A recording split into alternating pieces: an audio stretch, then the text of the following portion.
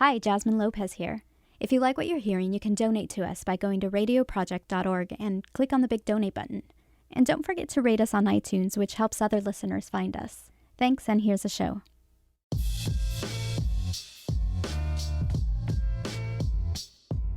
Hi, I'm Alejo Stark. And I'm Maria. On today's Making Contact. This call is from a correction facility and is subject to monitoring and recording. Thank you for using GTL. Guys decided that they weren't going to go into their housing units, leaving from breakfast, leaving from the child hall that morning. They decided that they were going to stand out and protest the food, protest health service, protest the ventilation, protest the living conditions overall. And so as these few guys stood outside, walking in circles, protesting, chanting, equal work, equal pay, chanting, and they were also calling for other guys inside the housing units to come out and stand with them in solidarity. And it worked. On September 9, 2016, prisoners across the U.S. went on strike. In Michigan, at the lower security Kinross prison, workers assigned to kitchen duties refused to report to their shifts. Hundreds gathered to protest in the prison yard. The strike spread like a prairie fire. Nationally, 24,000 prisoners participated, making it the largest prisoner labor strike in U.S. history. Today, we hear from the people whose lives were changed by this historic event, both inside and outside prison walls. September 9 is the anniversary of the Attica prison uprising in New York. In 1971, prisoners across the country were organizing to end the unlivable conditions inside prisons. That August, prison guards gunned down George Jackson, an intellectual and member of the Black Panther Party. News of his murder spread across the world. A few weeks later, when prison guards at Attica beat up two of the prisoners there, it sparked a full-blown rebellion. We are men! We are not beasts, and we do not intend to be driven or beaten as such. The entire prison populace has set forth to change forever the ruthless brutalization and disregard for the lives of the prisoners here and throughout the United States. What has happened here is but the sound before the fury of those who are oppressed. The Attica brothers demanded that the state stop slave labor and apply the New York State minimum wage law to all state institutions. They also demanded an end to the state's political repression related to communications with the outside. In the spirit of Attica, the struggle for abolition continues. In 2013, almost 30,000 prisoners went on a hunger strike in California to protest the use of solitary confinement. A few years after, and further east, the Free Alabama and Free Ohio movements formed and began coordinating with the Incarcerated Workers Organizing Committee. Ben Turk is with the Incarcerated Workers Organizing Committee and helped support the 2016 strike on the outside. The call for a coordinated strike came from Free Alabama movement, Free Ohio movement, and prisoners in various different places. As soon as they heard that folks were talking about a coordinated national work stoppage, people everywhere were like, hell yeah, we've been talking about that forever. We're excited to get on board. Let's do this. When people take action behind bars, it's up to those on the outside to share what's being planned and what kinds of support are needed by strikers inside. By the time September 9th was coming around, prisoners in Alabama, the lockdown situation was much more severe, and they lost a lot of their communication. And so they did do strikes and work stoppages, but it was shorter. And then in other places, it was much larger than expected. Here in Michigan, up in the UP at Kinross, I don't think anybody expected the 200 people to go on strike.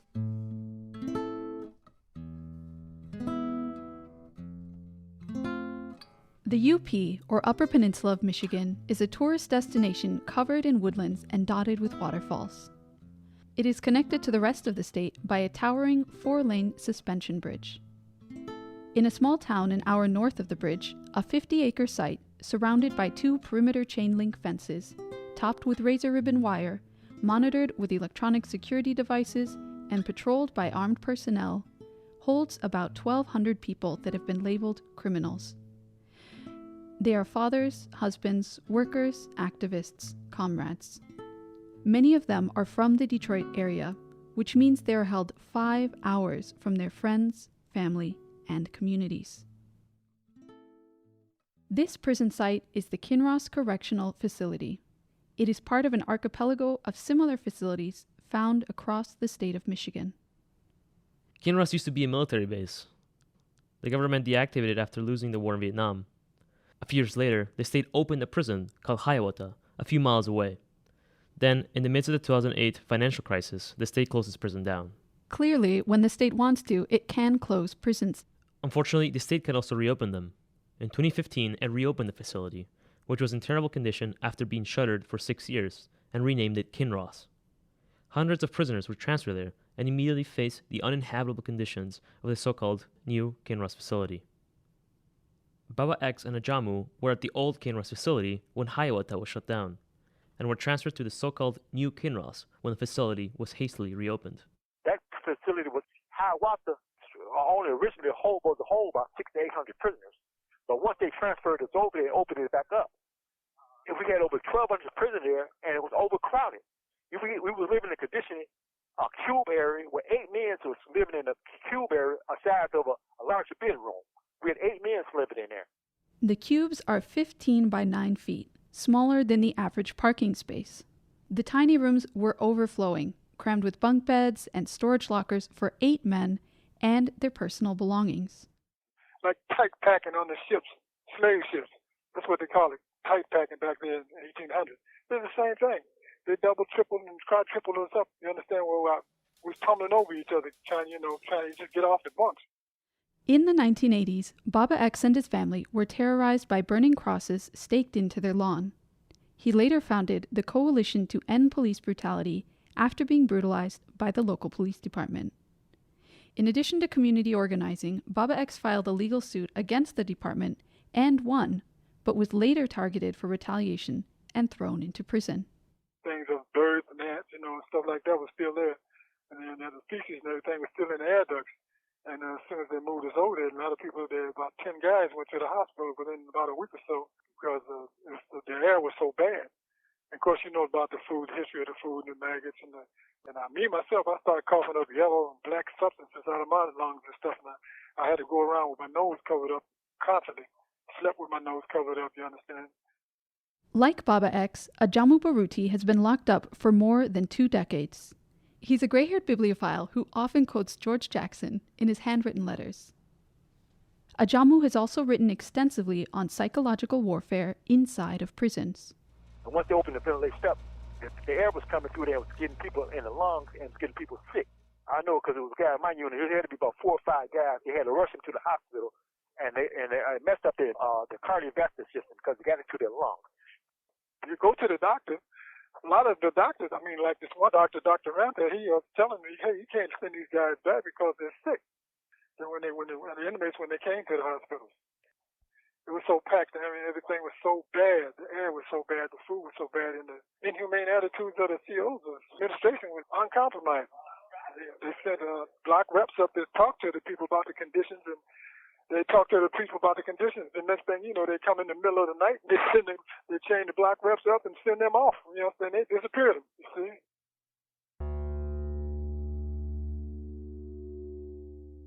Very bad, just went off like a fuse, just exploded, especially when the time came, for September the 9th, and then I can see why the spirits back in September the 9th, back in the Attica prison, because everything just exploded and went off, Yeah, see if you can get some more escorting staff to help with the prisoners coming out of the unit. Copy that. Clear. The fire is out in Delta. We're going to clear the 2 sides, okay? Got it. Delta copies. Delta, can you open the end door?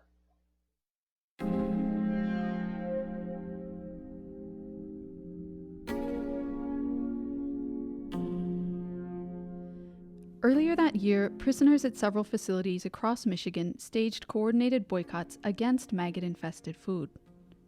At some facilities, upwards of 1,000 prisoners boycotted the chow hall en masse.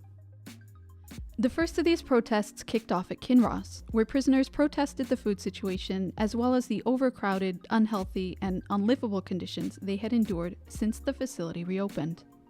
Over the course of the year, those at Kinross held several more unity actions, but administrators at all levels ignored their grievances and conditions only worsened.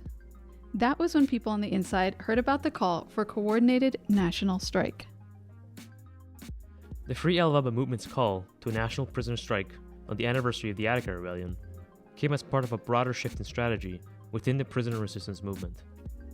In 2015, the Free Alabama movement had issued a three-part strategy called Let the Crops Rot in the Fields. They argued that if we want to put an end to mass incarceration and prison slavery, imprisoned workers should shift away from a strategy focused on hunger strikes to one focused on economic non-participation. If imprisoned people organize as workers, as those who clean, cook, and maintain the prison, with the support of those of the outside, they can shut prisons down. Harold Gonzalez never expected to become an unofficial spokesperson for the strike. An eloquent writer and mediator, he fell into the role by chance and necessity. They planned a protest and they wanted to be peaceful and open an intellectual dialogue with the administration to better the conditions. The day before that, we had a work stoppage where nobody went to work, and that alerted the administration, but the administration was, I guess I could say, compliant because they didn't write the tickets at that time. They hadn't wrote anybody any tickets or nothing. I mean, they was willing to communicate. Inside prison walls, tickets function similarly to how they function on the outside. They are often issued by a correctional officer to discipline incarcerated people who are claimed to have violated some rule. But the officers and the staff there had a different opinion. They were upset about it, and they got abusive, and they started mistreating us and malnourishing us, feeding us spoiled food and things like that, which incited the inmates to get angry, which incited a whole other set of inmates, an aggressive set of inmates. It really sparked off the 9, 10, 16 incident where they just rebelled and came out on the yard and wanted to hold the protest out on the yard. That carried on for a day and a half, and frustration amongst the prison population was increasing. Guys were getting really frustrated, because first of all, the idea of not going to work, of the work strike, thinking that it would induce some conversation, some discussion amongst the administration, that wasn't working. Fred Williams is a poet and painter who was sentenced to life without parole at the age of 17. He's called into several conference and community panels to discuss prison and abolition. But these guys, took it upon themselves to disregard all rules and policies that day. And they walked in circles in the common area chanting, and the crowd just grew larger and larger and larger until the point where when I looked out the window, it looked like it was maybe 500-600 guys out there. And at one point, they basically stormed the control center. It seemed like it was like 250 guys in front of the control center. And some administration staff had went outside to talk to the guys, and the prisoners were really hostile at that point because they felt like their voices weren't being heard, no matter how peacefully they made requests for changes. For instance, some small changes like the visiting room. Prior to that day, when you go on a visit with your family member, you would have to sit across from your family member instead of being able to sit next to your family member or loved one. And so small things like that could have been changed here within the administration weren't even being heard or considered. And so they were frustrated. They began yelling at administration and then began to make threats. And so the ERT was called in, the emergency response team was called in.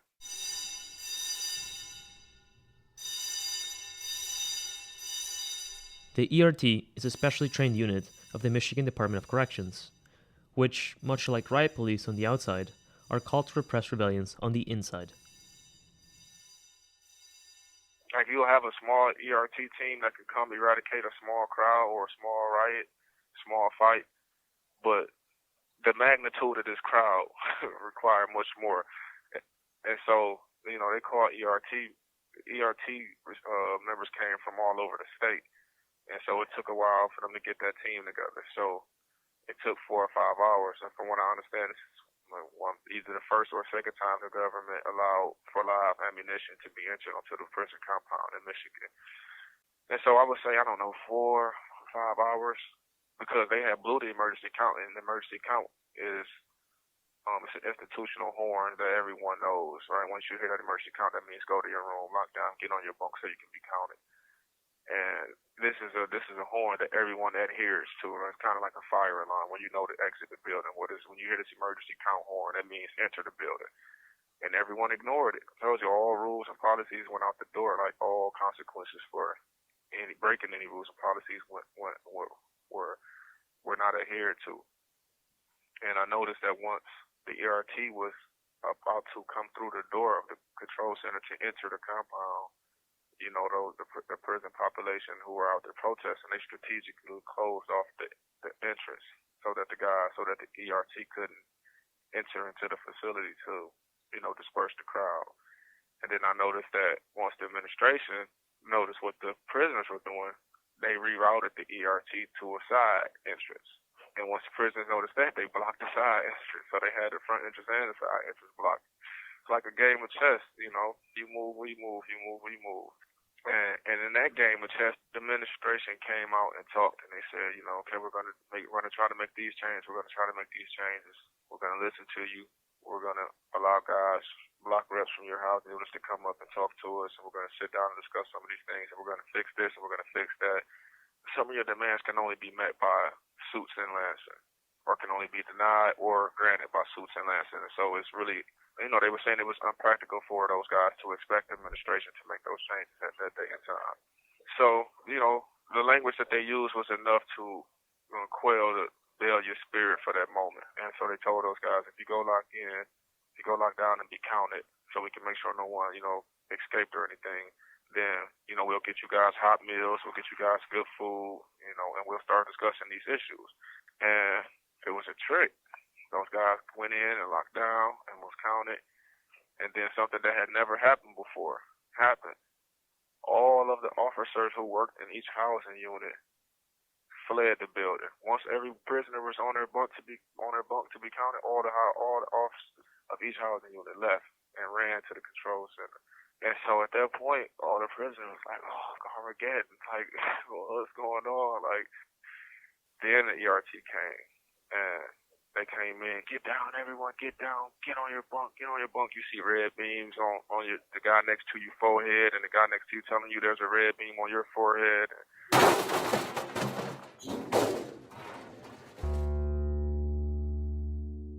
One of the few photographs that leaked out of the prison shows a cinder block bathroom with porcelain sinks half shattered and falling off the wall. But the emergency response teams did just as much damage as the inmates did just on when they did come into units. But they blamed that on the inmates too. But finally, they gassed us repeatedly over and over again, even when nobody wasn't doing anything. But finally, when they got us to walk outside the unit, put us in cuffs, they put us on buses and rode us to different facilities. The men rode to new facilities after being handcuffed on the ground for hours. Freezing cold and wet from the rain, but also from having been left to soil themselves. This was just the beginning of the brutal retaliation that rained down on those held captive by the state. Okay, just be advised, some of your vans may be going to Bariga. So when you turn them over to the Nagani car, just advise them they may be going all the way to Bariga. And the last buses that are leaving here right now are going to Alger, and our guys will take care of that. Clear? Clear, I think. It's dead. Not coming up on Shingle. Clear. And continue on to the prison, and then we'll advise. In the aftermath of the riot, more than 200 people were immediately transferred from Kinross to maximum correctional facilities. In such transfers, people lose all of their belongings forever. Ajamu, Baba, and Harold were transferred out of Kinross and put in solitary confinement for almost a year. Fred remained in the Kinross facility for 1 year and was later moved north to a higher security level inside another prison. When the incident happened, they rounded all of us up and took us down. They had to open a prison that had been closed for several years. Just this house, about over 100-some prisoners from Kinross. They had to cut the water on. The water came out dark orange because it hadn't been on, and the condition was real. It was beyond human living because there was so much dirt and filth in those cells. They put us in there for about 3 or 4 days, and after that, they moved us to Northside quarantine, and we had to stay there about 3 weeks, and then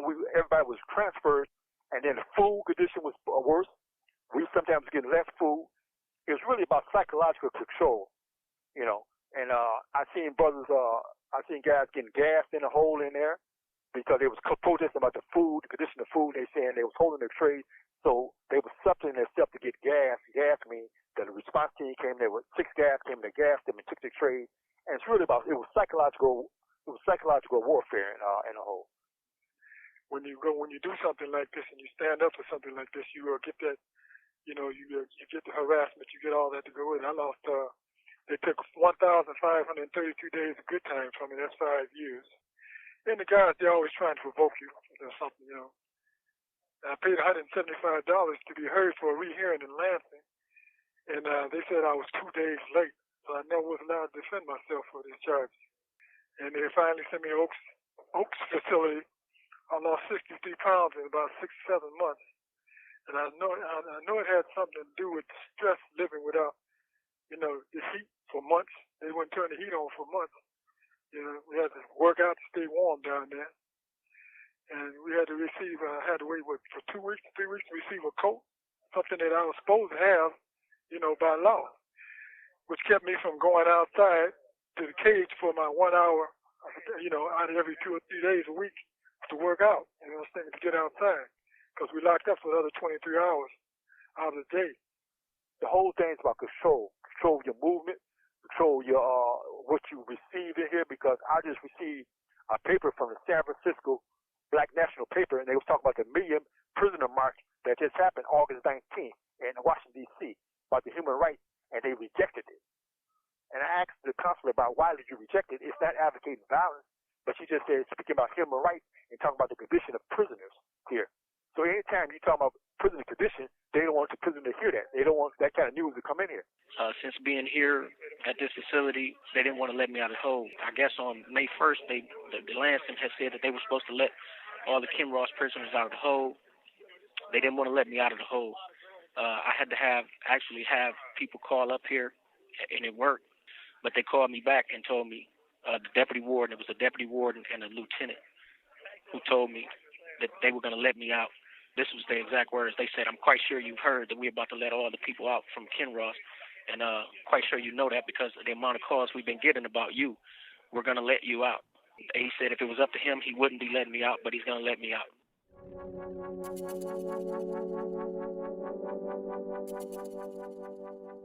Michigan Abolition and Prisoner Solidarity, or MAPS, formed in the wake of the Kinross Rebellion.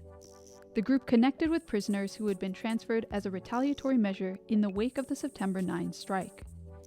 MAPS organized a sequence of coordinated call-ins to release those held captive in solitary confinement. These efforts succeeded, but retaliation continues in more subtle ways. Increasingly restrictive mail policy changes put forth by the Michigan Department of Corrections attempt to cut off and further control any kind of communication across prison walls.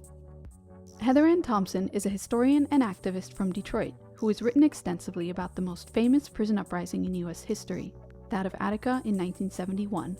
After the Kinross strike, she published several high-profile articles on the connections between Kinross and Attica. It's one thing to celebrate a prison rebellion and to celebrate the brothers and the sisters who do it. It is completely another than to just go home. Because what happens to them afterwards, Attica shows, is the real center of gravity for what they're experiencing. I mean, that is a level of repression we can't even imagine. And clearly the men in Kinross and, the women at these facilities in Kansas and, scores and scores of undocumented families, and nobody's going to go away. And so it's just a question of really looking at the past so that hopefully next time around, one of the greatest human rights struggles does not get told by the state and does not get spun by the state, because the consequences of that were devastating. It meant that a generation of people never understood what had happened at Attica, both to the good, meaning what organizational strengths were in there, what led to it, what brought people together. They didn't learn about the legal defense. They didn't learn anything. But one thing that the state learned or taught everybody was that prisoners are animals. That's all they learned, right? Quote unquote, learned. And so we need to learn our history if we're in one of those moments again. And I think we are in one of those moments again. To this day, the Michigan Department of Corrections denies that there ever was a rebellion. Even as it issued incite to riot or strike tickets to those it immediately put in solitary confinement. Incite to riot or strike is considered a Class 1 misconduct, which puts it in the same category of violations as homicide and sexual assault.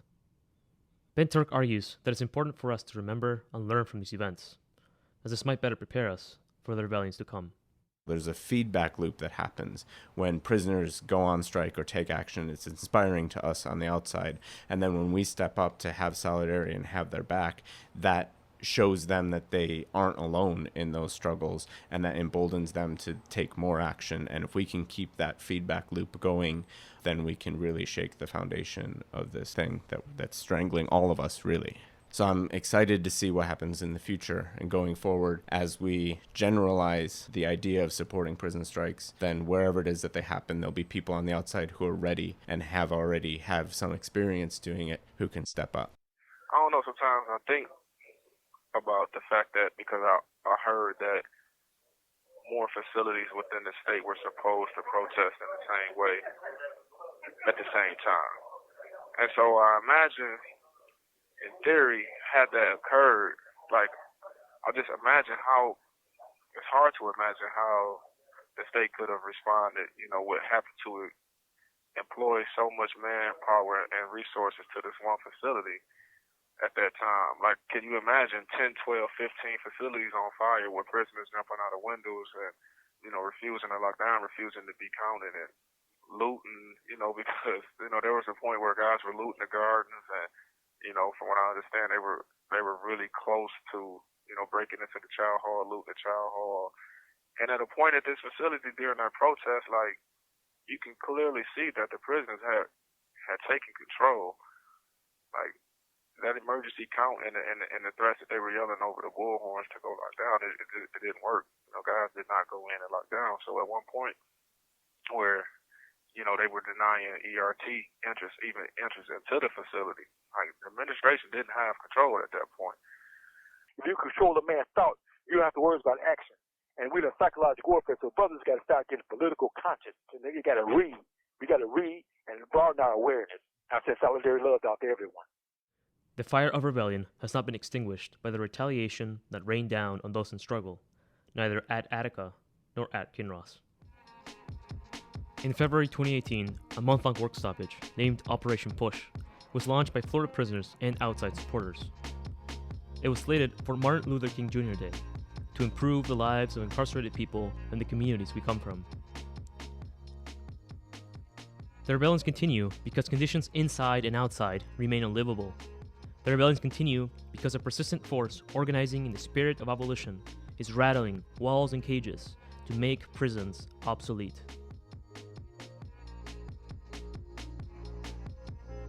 That's it for this edition of Making Contact. If today's show raised questions for you, share the show with a friend. You can find us on Facebook and Twitter, where our handle is making_contact. This show was produced by Alejo Stark and Name Maria of Michigan Abolition and Prisoner Solidarity and Rustbelt Abolition Radio, with Making Contact producer Marie Cha. The interviews with Ajamu, Baba X, Harold, and Fred were originally recorded for Michigan's Kinross prison strike, Reflections from Inside. To learn more about the strike and prisoner resistance organizing, check out our website at rustbeltradio.org and follow us on Twitter at rustbeltradio. Today's show was recorded at the studios of WNUC LPFM Detroit and included original music and sound by Bad Infinity and DJ Live Leaks. The Making Contact team includes Lisa Redman, Marie Che, RJ Lozada, Anita Johnson, Monica Lopez, Vera Taikolsker, and Sabine Blazon. I'm Alejo Stark. And I'm A. Maria. Thanks for listening to Making Contact.